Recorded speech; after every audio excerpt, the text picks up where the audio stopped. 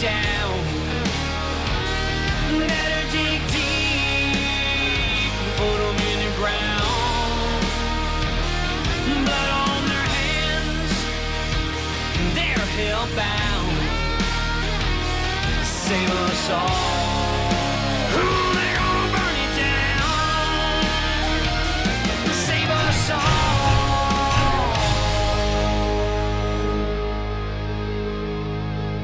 before they burn it down. Hey, greetings, everyone. Welcome back to the Steadfast Loyal podcast. And as you know, kids are heading back to school. As a matter of fact, I was out running in the early mornings and almost got taken out by a school bus. They were coming around the corner a little bit too fast in my neighborhood. So I do realize the school's back in session. So we want to talk about what's going on in our schools. What has changed from the lessons learned that we have seen recently? What's happening as far as some of these really nefarious things that are going on in the indoctrination, not the education of our children. And so I'm joined by Lynn Davenport, and Lynn is an education researcher and host of the Social Impact Podcast on the OBBM network. Lynn worked for Arthur Andersen as a recruiting manager for their global IT services and business consulting practice before staying home with her 3 children.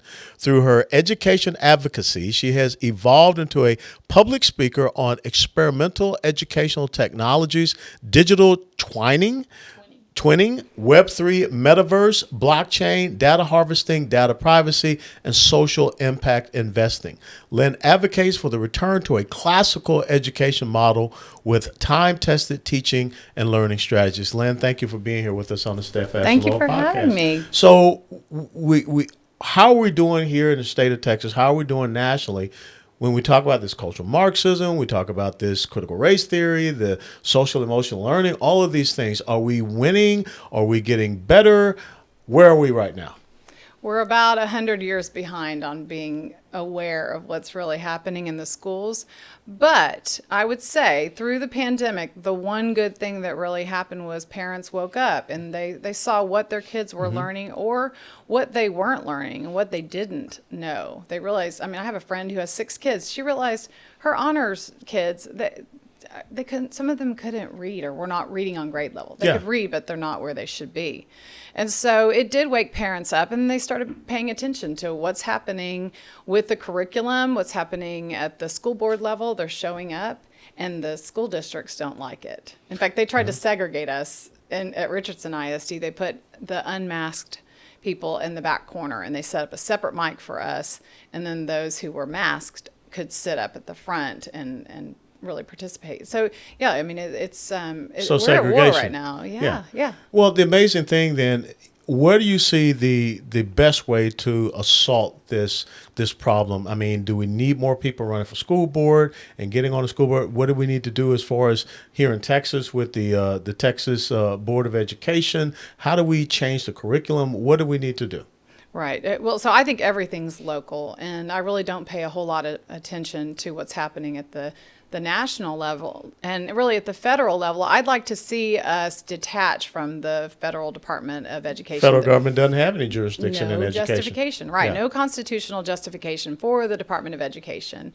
Now, why Trump didn't do that while he was in office, I don't know, because I told him to his face at a rally in Austin. I said, in the Department of Education, kill Common Core. What did he do? He only expanded it when he had Betsy DeVos there. So that was a frustration that I saw.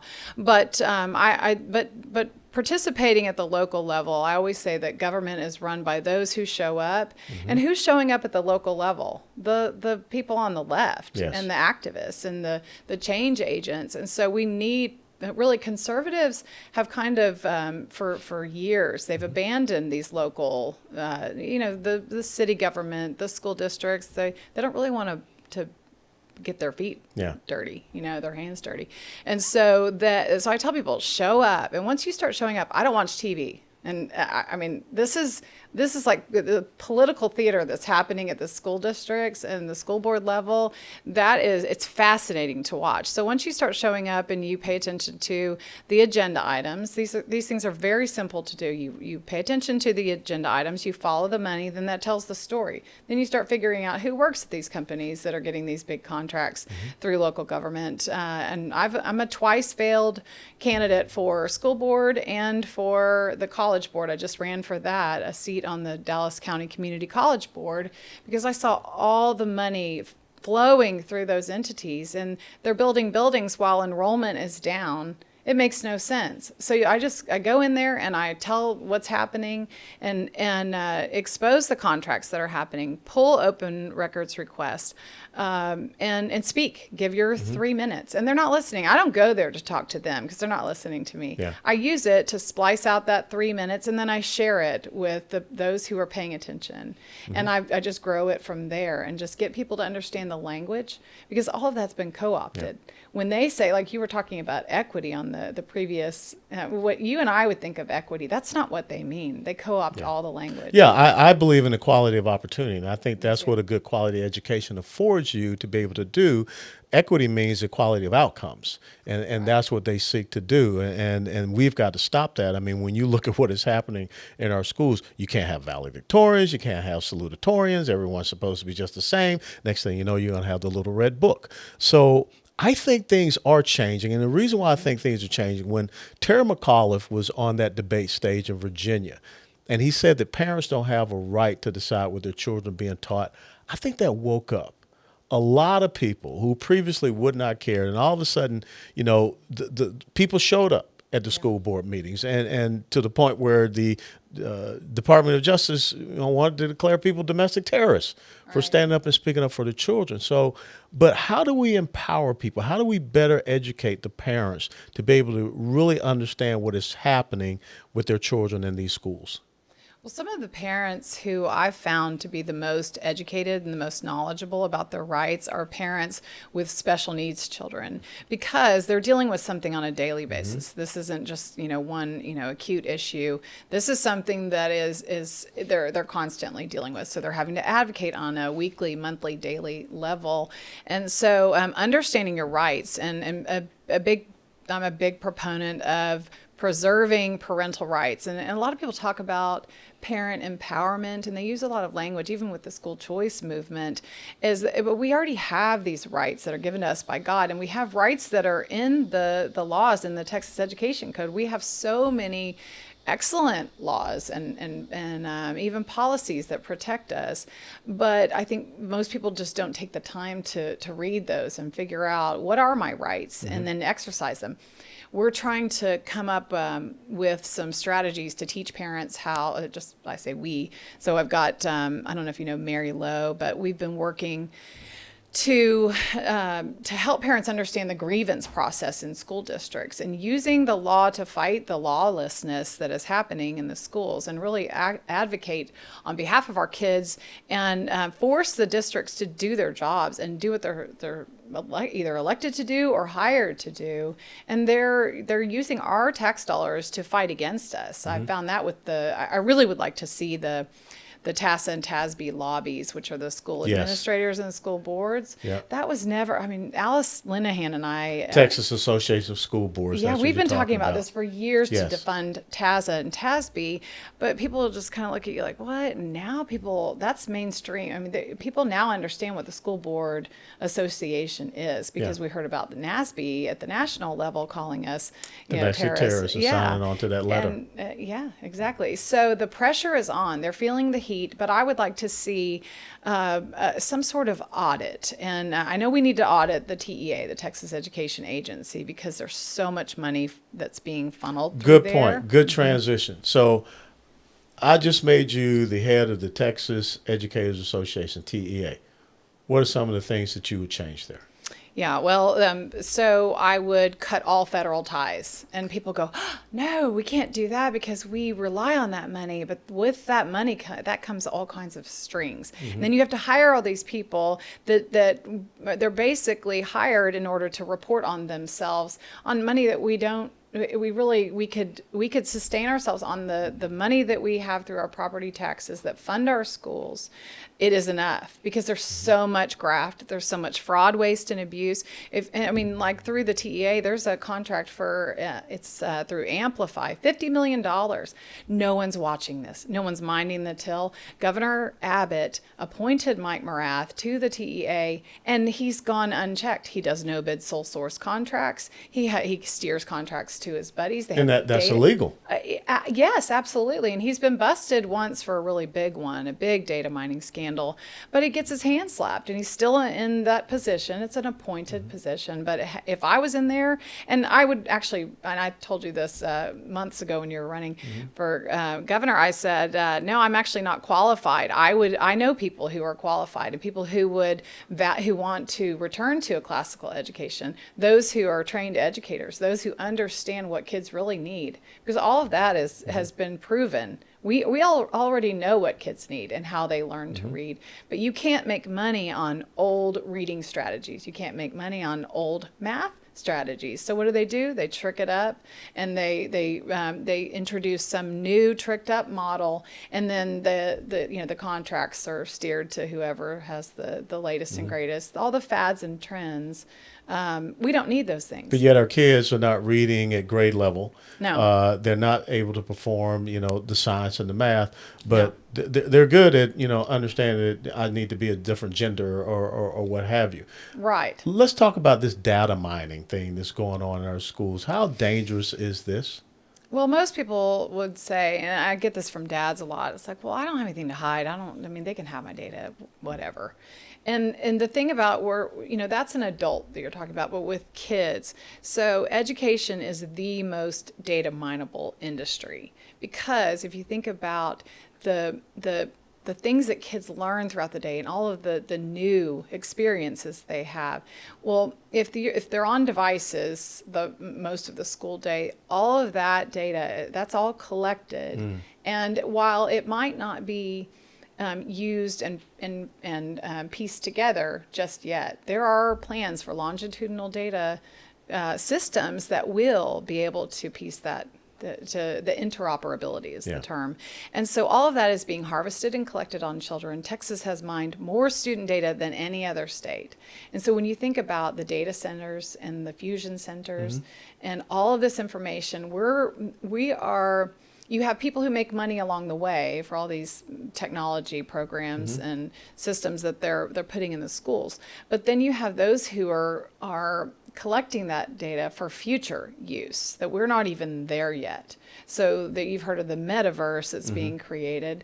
And I noticed on your previous segment, you were talking about what's happening with the infrastructure and transportation. And actually, I did a show on it was an aviation expert who had written his capstone project about the fourth industrial revolution and how we're moving to pilotless aircraft. They're working on that. And you were talking about the truckers. They don't want human truckers. They want the autonomous trucks. Autonomous vehicles. Yeah. Exactly. And so, and then you think about all these people that will be out of work. The future of work is something that's being pushed on and imposed upon us, but it's not something that we really want.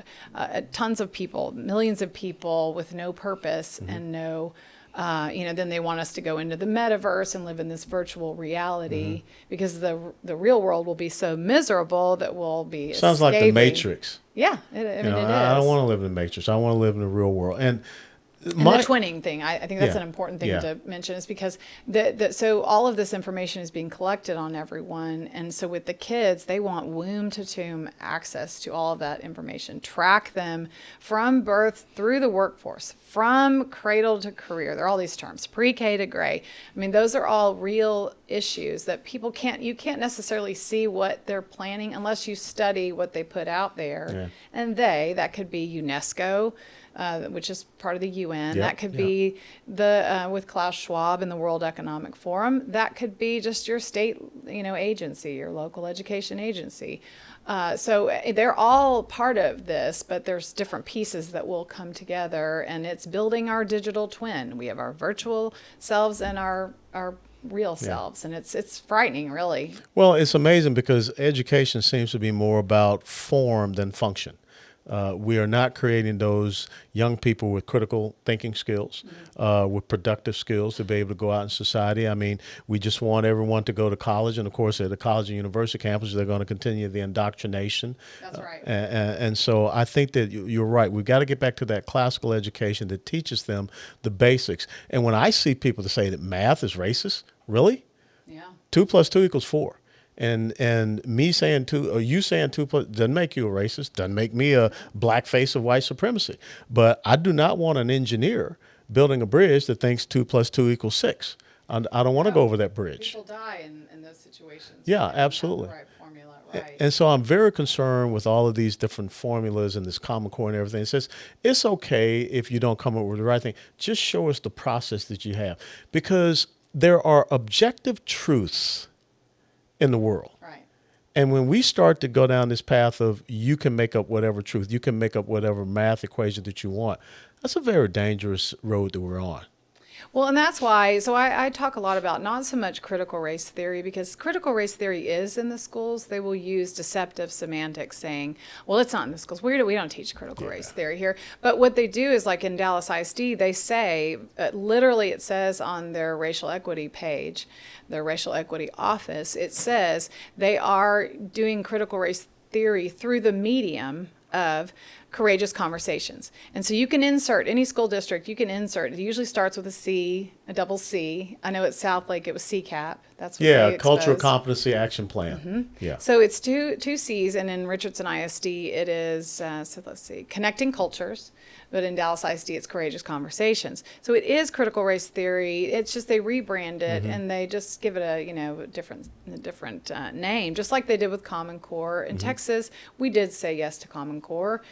People will tell you we said no, but they just rebranded it and they call it College and Career Ready Standards. But what I focus on more, because I've seen this in the schools longer, is the social emotional learning. And that is really just, it absolutely is indoctrination. And it's there to, and people will say, no, it's there to just address, if you're feeling bad that day, or if you're having some emotional issues, or If I'm feeling bad, I go see the school nurse. Or to teach you, well, yeah. Yeah. Or to teach you how to, share and put your, don't touch your neighbor and all those things. Those are things that teachers have taught since the beginning of time. Yeah. But what the social emotional learning, the issue is that it's really there to shift the child's worldview. It changes the lens with which, or through which, they look at the world.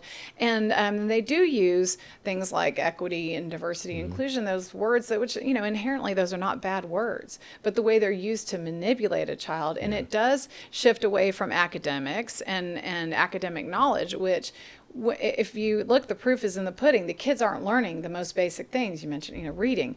They're not, more than half of our kids can't read on grade level, or they can, but they don't because they haven't been taught. Yeah. And then math. They don't know their math facts. It's just basic things. But the commissioner at the TEA and all of our local school districts, they look at technology as the solution, and it's not. And these are all experimental things that now we can say, look, we can prove that it's not working. We've spent millions of dollars. This is where our bond dollars can go, because you know how bonds work. They have different buckets, and technology and buildings, they can just continue to revolve that debt. Just it's ongoing. Well, it's interesting because a lot of people, and this goes back to the Eisenhower administration, they talked about the military industrial complex. I think there's an educational industrial complex. Oh, there absolutely is. Yeah. And I talk a lot about these nonprofits, because philanthropy really is the gateway to power, and that is how a lot of these things come in. Is Bill Gates. through. Oh, absolutely. Yeah. He's given millions to educate. Thanks so much, Bill. But he gives, but with strings. So he doesn't give directly to the schools. He goes through Educate Texas, which, they have a huge contract with the TEA. So these are entities that most people, they're shadowy, they're sort of behind the scenes. The Educate Texas is an arm of Communities Foundation of Texas. So philanthropy is a way for these mostly oligarchs and wealthy people to dangle the money carrot, and then the school districts, you can make them do almost anything if you dangle the money carrot. Yeah. It's amazing what they will do. Yeah. They'll do anything you say. And so that's why I say get rid of the federal strings. And very few legislators understand this. And I talk a lot about solutions on the podcast that I do. We gripe and moan about the things that are wrong for. What's the first one seconds, but- golden nugget that you would share with parents right now on this podcast? What would you like to see parents do? I would say just first and foremost, just make sure that you know what your kids are learning, how they're learning, and then if you don't understand what that is, just start following the money. And this is private, public, homeschool. They're all vulnerable and they're all a target for this indoctrination. And parents think, well, if I pay for it at the private school, it must be better. But actually, you're just paying for a lot of what you're getting in the public schools for free. And so I found that a lot of public school parents actually are they are a little bit more aware. I mean, I always knew that this was a risk putting my kids in the government school, but it was a decision that we made for many reasons. I would not recommend now. If I was starting over or a young parent, I would say don't put your kids in the public schools. Yeah. But I knew going into it that this could be a problem. I've always had an awareness, from 20 years ago when I started. My kids are grown now, but I would say just draw a circle around yourself and your family and your own kids, and then and what I do is not just my own kids, but is just advocate for other kids whose parents may not even know about this. So I try and just share as much information as I can. But protect your own kids and follow the money. So how can people follow the great work that you're doing and receive a call to action and know exactly what is needed to protect our children and their education? You can find me on Twitter, Lynn S. Davenport. Social Impact Podcast is what you mentioned earlier on the OBBM network. And ldavin@me.com is my email. Well, awesome. Lynn Davenport, thank you so much for what you're doing, because I think that education is the new civil rights issue for our children today. It is the most important issue right now. It is. God bless you, and thank you for being with us. us. Thanks so very much for tuning in to the Steadfast Loyal podcast. Special thanks to our guest, Lynn Davenport, from right here in Dallas, Texas, for coming on and talking about some of her concerns when you look at education. We got to continue to fight for education freedom of our children and our grandchildren. This is without a doubt the civil rights issue of our generation, because without a good quality education, it limits their opportunities to enjoy the freedoms in this great nation. So if you like what you have seen and what you have heard on this podcast, please click that like button and that share button to others, and we'll see you next time. God be with you, and God bless you. Before they burn it down.